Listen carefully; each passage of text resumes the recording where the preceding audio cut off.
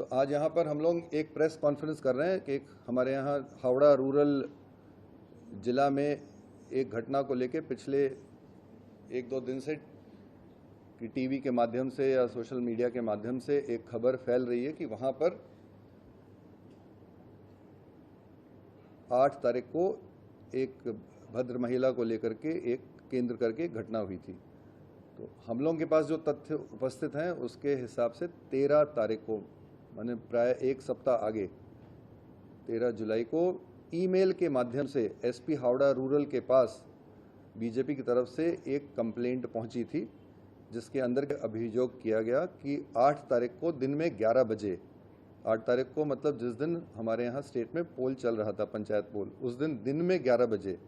कौन सा थाना कि दिन में 11 बजे हमारे यहाँ पांचला थाना में एक बूथ के ऊपर एक भद्र महिला को बूथ के अंदर से बाहर निकाल दिया गया जोर जबरदस्ती करके, और उसके बाद उनके साथ अश्लील व्यवहार किया गया,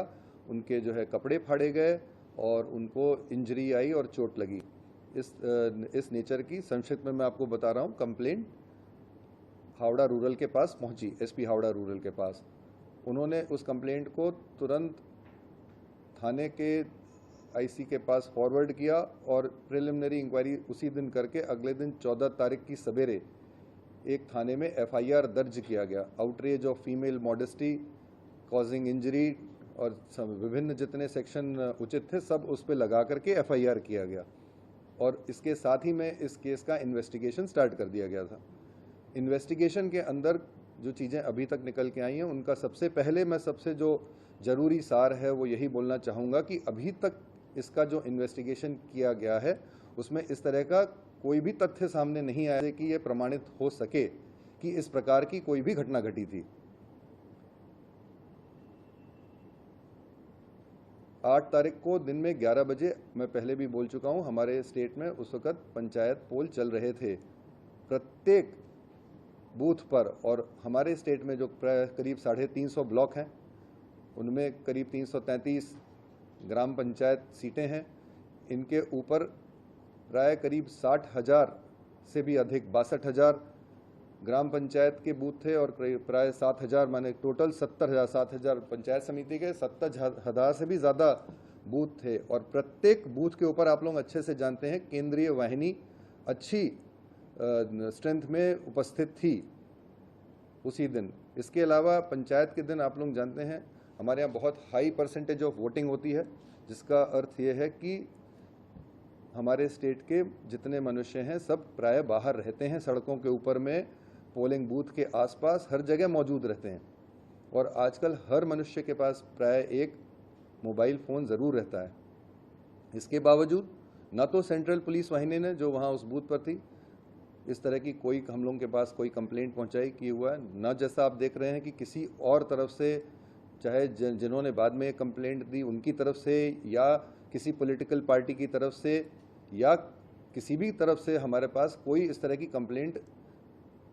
किसी तरह से भी नहीं पहुंची। 13 तारीख को ईमेल के माध्यम से ये कंप्लेंट हम लोगों के पास पहुंची है, और उसके इन्वेस्टिगेशन के अंदर जो पॉइंट निकले मैंने आपके सामने रखे हैं। जिनके साथ ये घटना घटी है, जिन्होंने ये जो अभियोग किया है कि मेरे साथ ये घटना घटी है, उनको हम लोगों ने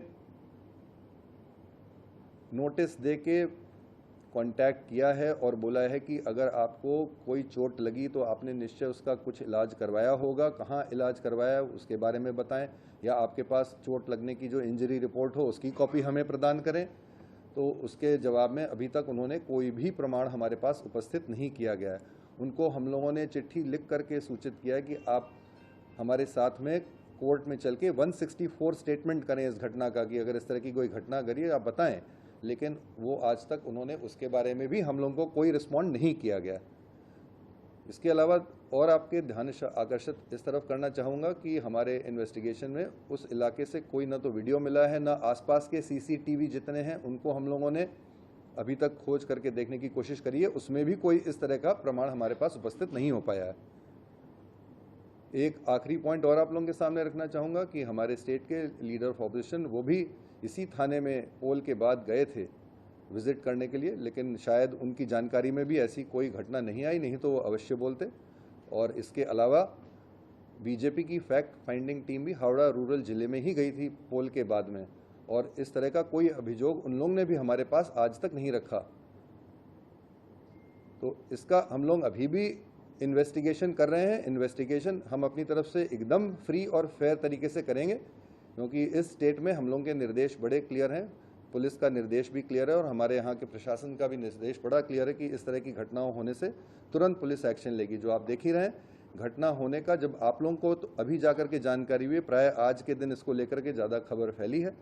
लेकिन उसके अलावा भी 13 तारीख को कंप्लेंट आने से अपने आप पुलिस ने तुरंत इसके ऊपर में FIR करके और इसका इन्वेस्टिगेशन करके जो करेक्ट फैक्ट है निकालने की पूरी चेष्टा करी है, और हमारी ये चेष्टा जारी रहेगी।